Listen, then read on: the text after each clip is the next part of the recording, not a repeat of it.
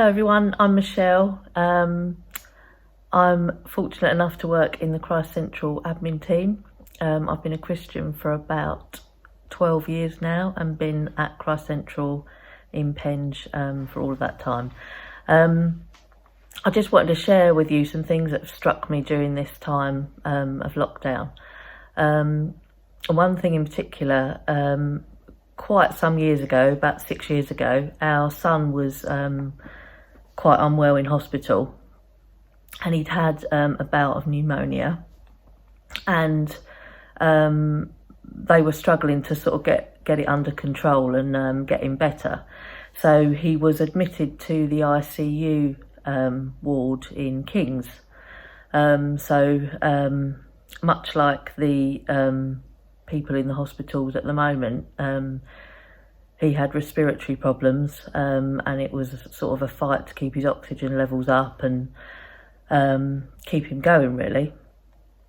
And at that time, I couldn't actually see God on the ward or in the hospital. And it just, if I think about it now, it just seems like a really sort of dark place. Obviously, it was a pretty low time for us, but it seemed really like a dark place, and I couldn't see God there. And I realised quite a few years later that I think I'd forgotten to call out and ask God for help. And I think I'd allowed my circumstance and the whole situation to sort of overwhelm me and just overshadow everything that I knew about God. I knew he was there for me. I knew he loved me. I knew he'd saved me. I knew I could call on his name for anything. But I didn't. We were tired. We were stressed. I guess we were looking to the machines in the ICU ward for answers at that point, because that was the only thing that sort of everything was reliant on, oxygen levels and BPMs and all the other stuff that goes with that. So I think I'd shifted my focus and I wasn't asking God for help. And so that was the reason I think I felt like I couldn't see him there, because I'd forgotten to call on his name. I realised afterwards that of course he was there. He was there when we were given horrible news. He was holding us up. He was sitting right next to us when we were sitting there holding our son's hand. He was there in the nurses. There was a particular ICU nurse that was a regular attender at our church at the time, and she was so upbeat and positive. He was there in all the start. I know he was there, but at the time, I wasn't conversing with him and I wasn't asking for his help. So, so that led me to just read up a bit in Psalm 116, and I won't read it all because Charlotte brought us that great testimony last week. But it was more about him wanting to hear from us. So the first few verses are, I love the Lord because he has heard my voice and my pleas for mercy.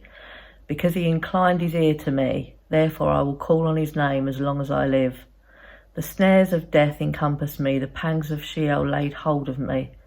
I suffered distress and anguish, then I called on the name of the Lord. O Lord, I pray, deliver my soul. And it's that one line, because he inclined his ear to me. That means he's always listening. He's always there, whether we know it or not. And he actually already knows what we're going to ask or say to him. So he's there, ready and waiting. So in this lockdown season, I found myself not seeing God in it, but the same sorts of feelings of maybe being a little bit overwhelmed by the situation and my circumstances and forgetting to call out.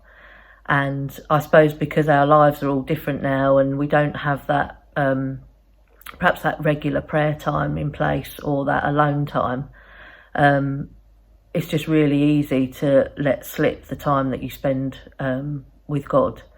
So my husband Matt has just gone out and taken the kids for a drive, and I've realised this is the first time I've been in my house alone for 8 weeks.